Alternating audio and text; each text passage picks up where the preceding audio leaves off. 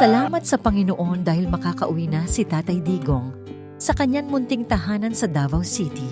Masayang masaya si Hanilet na ibinalita ito sa ating mga kababayan. Pakinggan ang kanyang pahayag. Salamat. Daghan jud kay salamat. Naamo diri kada gabi.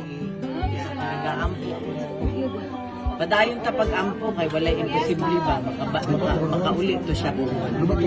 Wala na yung makapugong bisag kinsang mga bangaga. Yes! Why mga bangag ng mga pugong.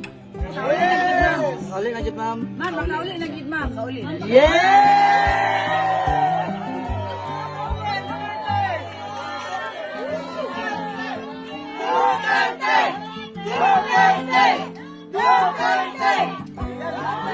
Dili man mo tugot ang Ginoo na di siya makauli. Dili po pumusugot na di siya makauli.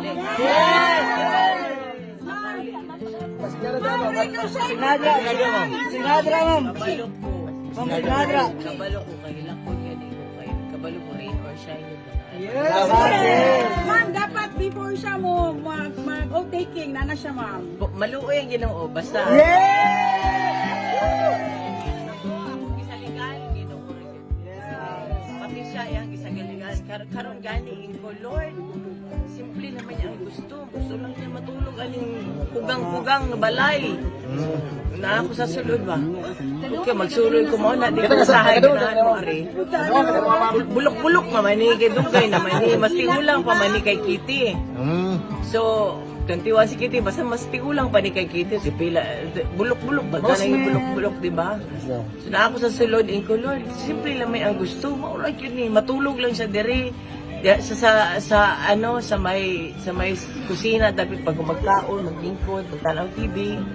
Yung anak ko to yung kanang na siya diha na office siya na diha na siya pag umangkaon, tanaw na siya TV. Pagkahilak mo sa tana mo. Parang yun na iya. Wag na siya iguan. So, Ginoo ibalik lang gud siya. Pamala siya naghandom nga maiyahan ng palasyo sa Malacañang. Lahi man ko gahandom ang Malacañang. Ang gahandom anang Malacañang gahandom og forever diha. Diba? Pero kana simple lang gud na iyang kuana. Makakaon sa iyang gustong pagkaon. Munggos. O bulas. Bulas. Coke Zero. Coke Zero. Bahala. Isa pa, kaling sahay, magpasugba mi diha og baboy, ana ba mo aliya.